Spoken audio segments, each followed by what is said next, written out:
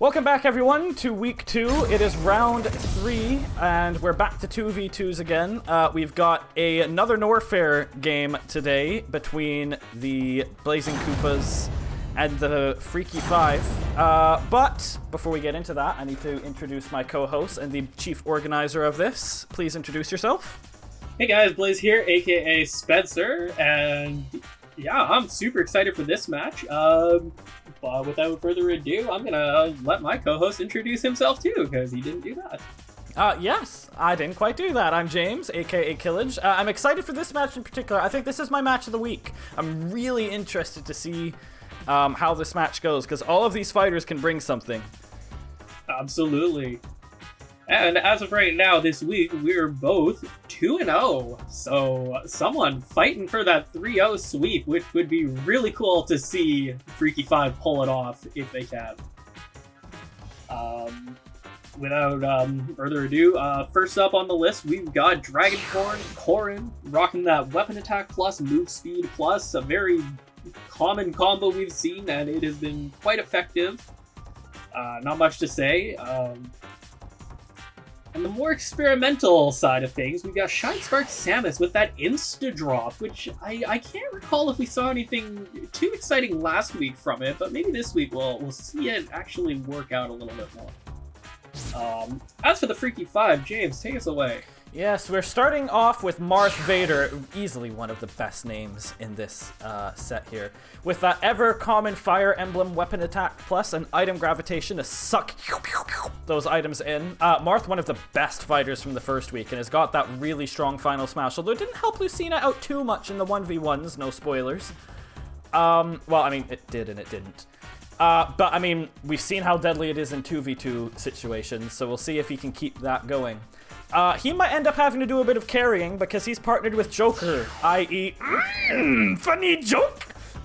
Did not make a lot of use of Arsene last week, so we're gonna hope he does a little bit more of that. He's got move speed plus and jump plus, so he's gonna hope to dominate the kind of sphere here and set the tempo in this fight. Against Corrin and Samus, might stand a good chance, but I mean, I feel like we've got 4 really strong fighters on the stage. It's gonna be an absolute humdinger, especially on Norfair, where, I mean, Sky World is gimpily, but Norfair is its own set of problems as well. Absolutely. So it'll be very interesting to see what plays out, because yeah, I would say like all fighters can bring something really exciting to the table, so it'll be fun to see how this match pans out. So let's jump into it. Blazing Koopas versus Freaky Five.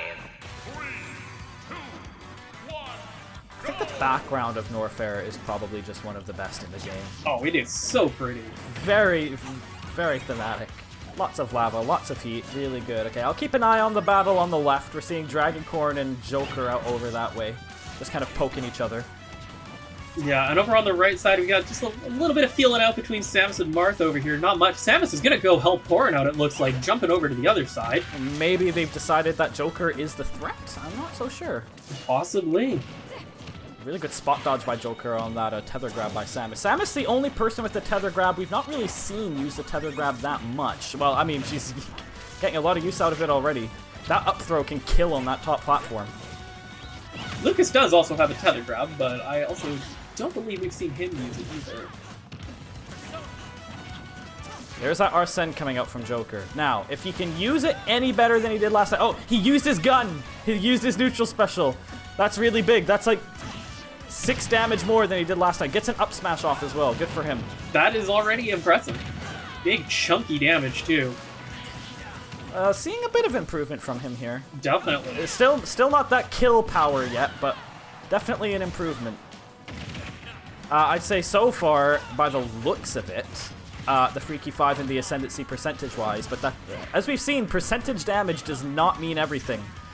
Well, Samus is not able to make it back up, which is going to be very tough. 3 Pokeballs on the field. Yeah. Samus grabs one. It's Mimikyu. Who's he going to swallow up? There goes Marth. That sucks. That's a lot of damage. That's a lot of damage. Corrin unable to make it back as well. Same strategy as Samus, actually going for that bottom platform, but missing it both times. I think the combatant's just a touch too heavy to float that way. There's that smash ball.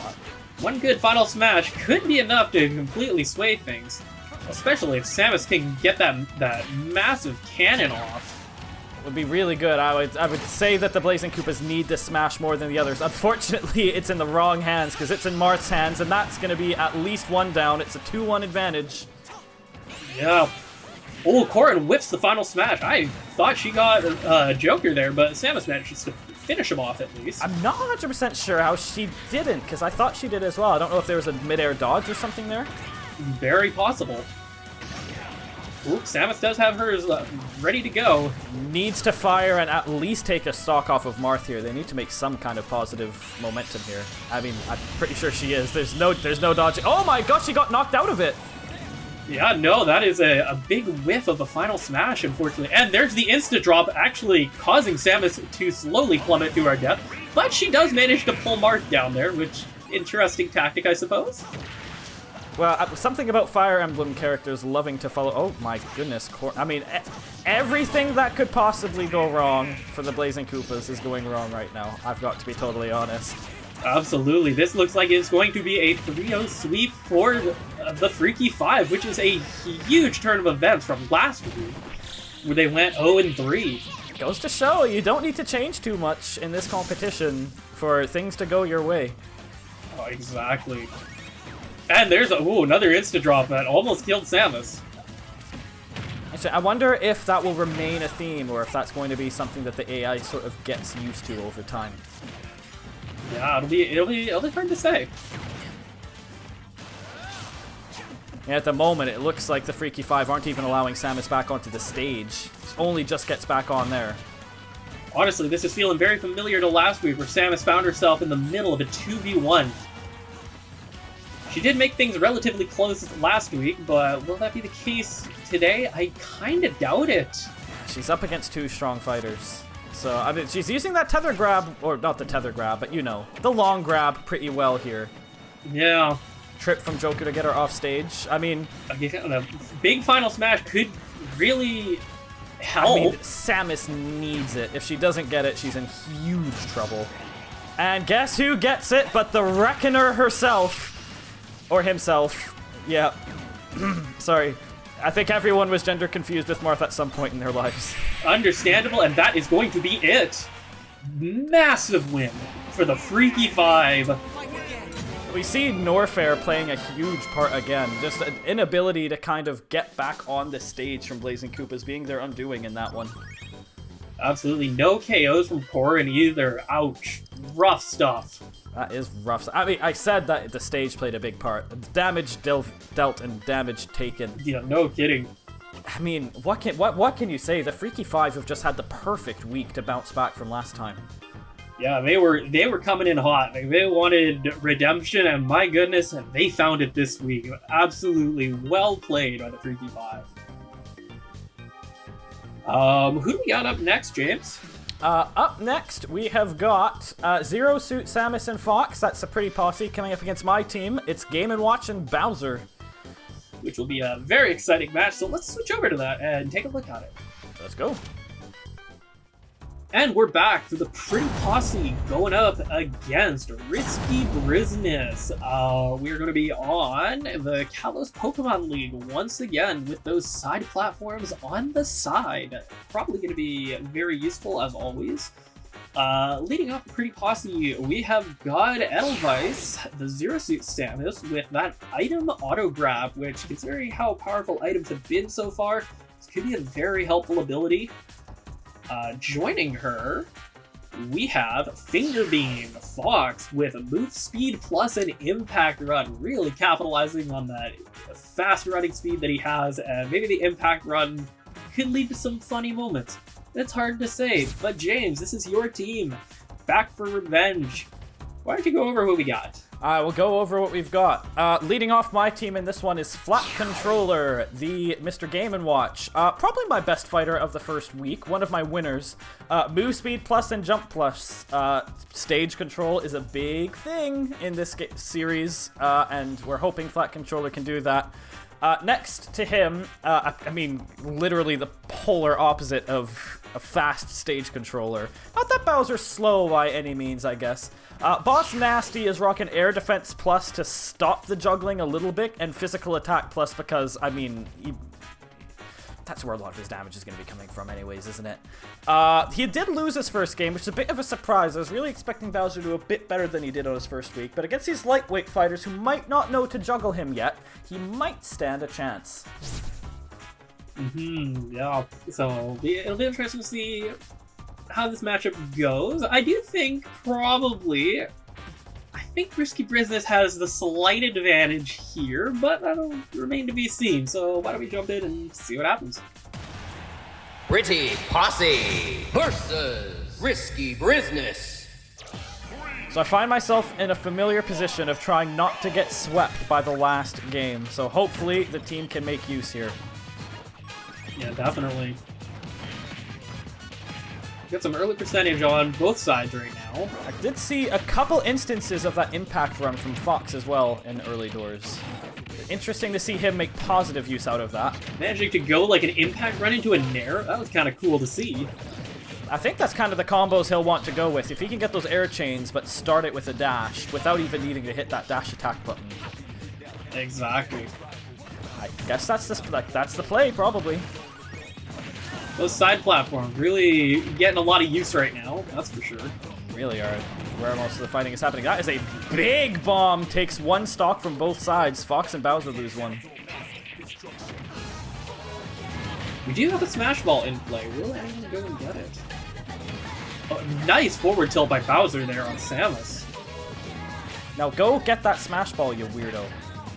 Bowser just camping the ledge. Just walking away, just teabagging. As we've seen that before. I have trained my team well. Yeah, apparently. We haven't seen much for taunting at least, so at least that's a minor improvement. Well, you know, taunting has no real function.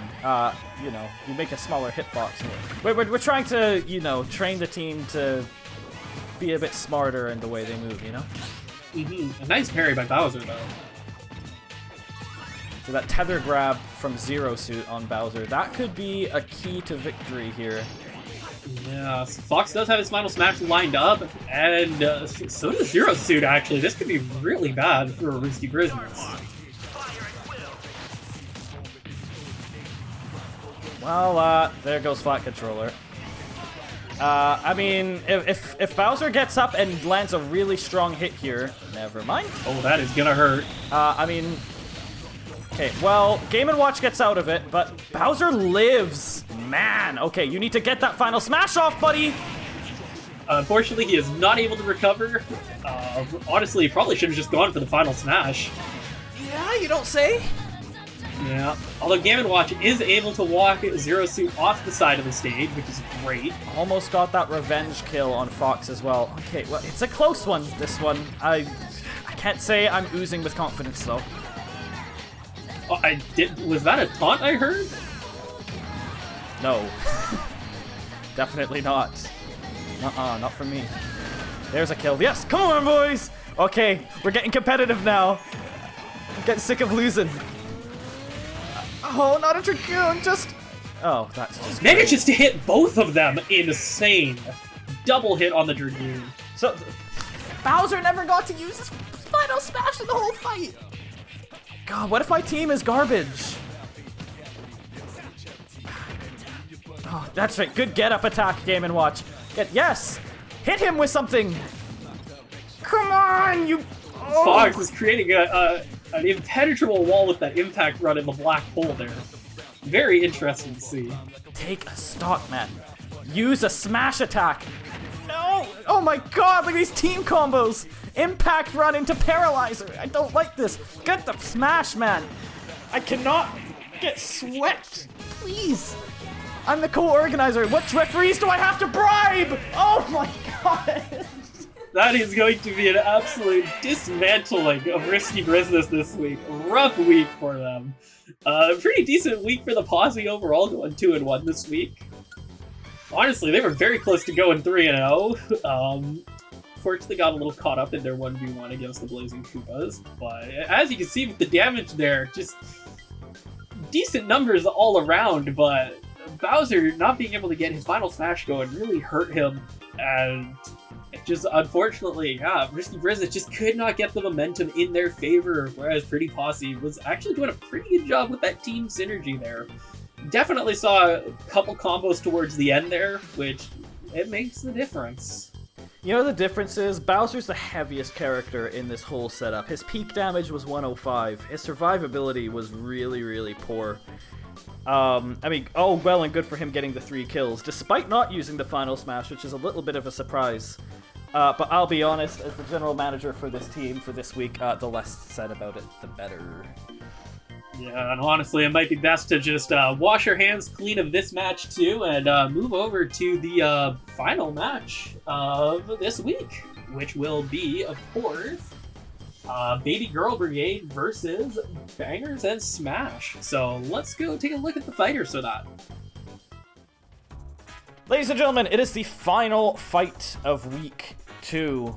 It is match 3 of round 3, and we've got a 2v2 here between the Babygirl Brigade and Bangers and Smash. Spence, tell us about the Brigade.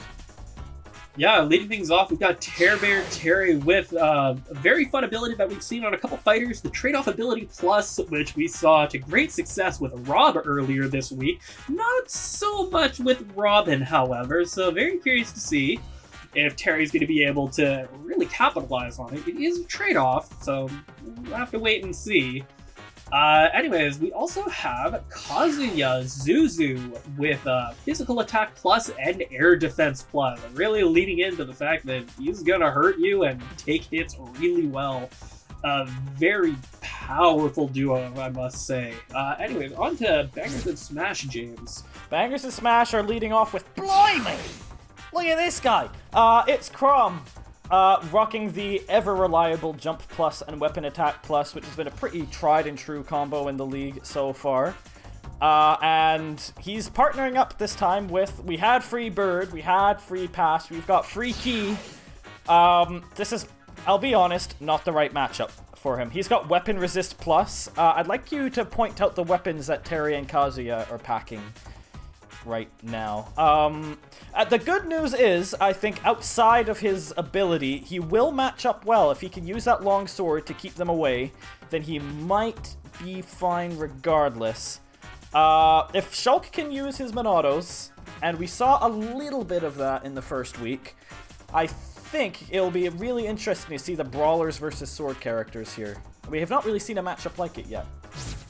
No, so it'll be very interesting to finally end the debate. What's mightier, the sword or the fist? And our match day will be on Spear Pillar to end things off. So let's jump into this final match and see who takes it. Babygirl Brigade versus Bangers and Smash. Love the setup with one fighter on each level. Really, really nice. Yeah, exactly. Oh, Sephiroth decides to jump up to go join Shulk in their fight against Kazuya. Terry taking his time to get over there. Really taking his time. Really taking his time. Literally inching over. Dialga shows up for a brief little cameo. Just gonna kind of watch the fight. We'd love to see that. No War of Time shenanigans. No, unfortunately. What is... I was about to say, Kazuya really just death dropping there. Kazuya wanted to just taste death and then pull out last second. Very bold play. I was kind of worried he was going to be out there, but no, he's fine. Hey, I also love tasting death and then pulling out last second. I bet you do, James.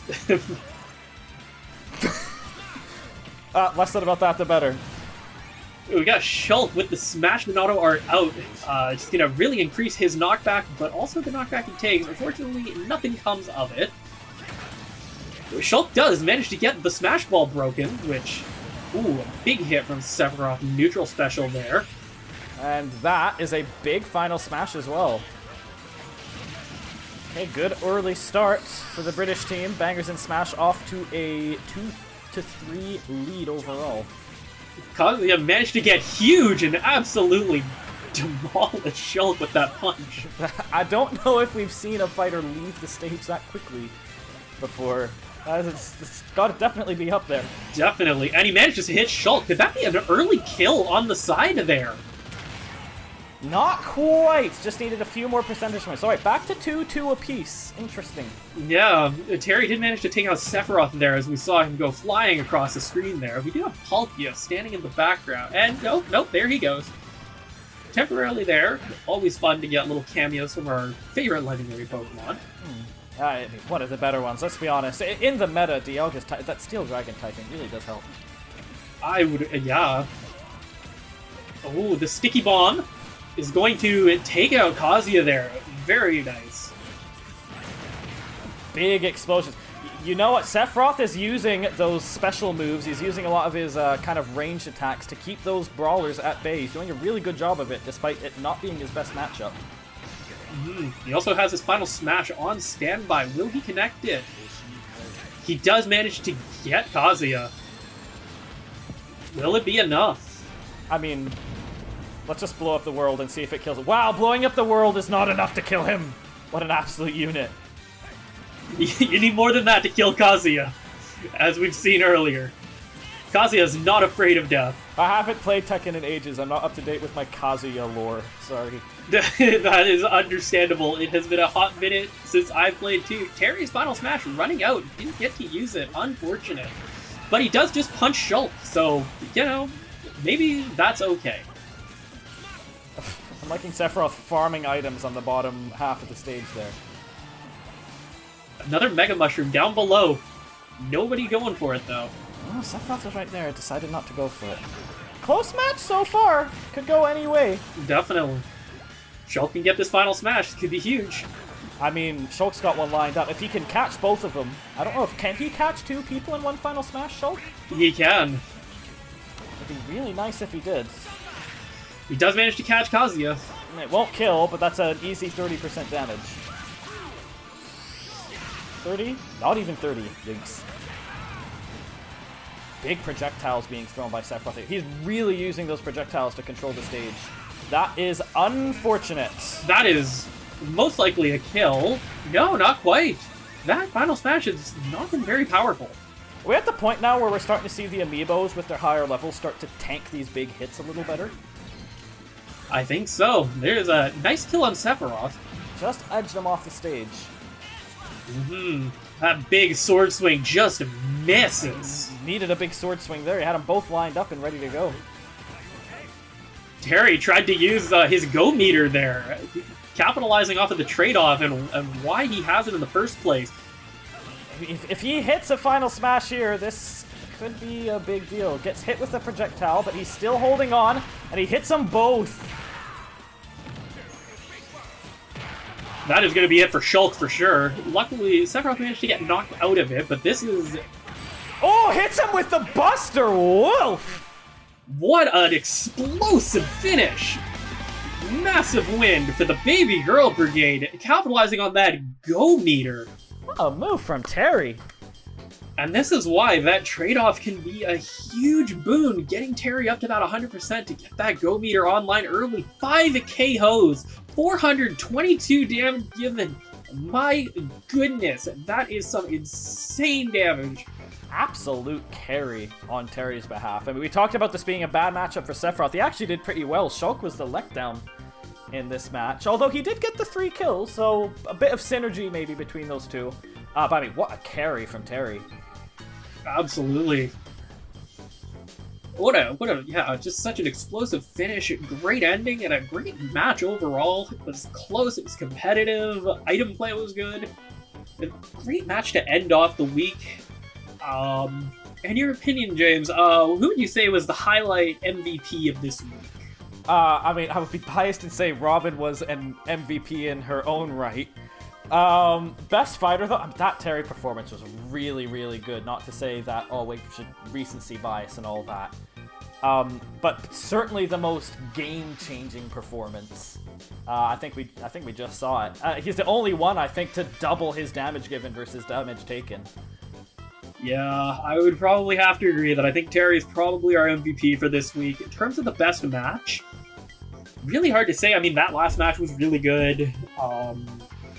Which one was it? Palatine and Cloud versus Lincoln Byleth really came down to the wire. That was definitely my favorite. Although, I mean, the Cena Robin was so fun. The most unexpected ending to a fight. A missed final smash into an explosion is always a good time. Definitely. A very great week overall. Some massive comebacks, especially for the Freaky Five, who absolutely dominated. You love to see it. Risky Bryzness, another rough week, so hopefully come week 3, their comeback arc can begin. I'm still not giving up hope just yet. I think you guys still you got potential there. You just got to get it rolling. Yeah, we've close games. We're just not edging it at the minute. So we'll see how next week goes, and if not, we'll need to pull the trigger. We'll see. But anyways, that is going to conclude it for week 2 of Smash Ultimate League. I've been Blaze, aka Spencer. I've been James, aka Kilij. And we'll see you guys back next week for more Smash Ultimate League. Hasta la nuevo!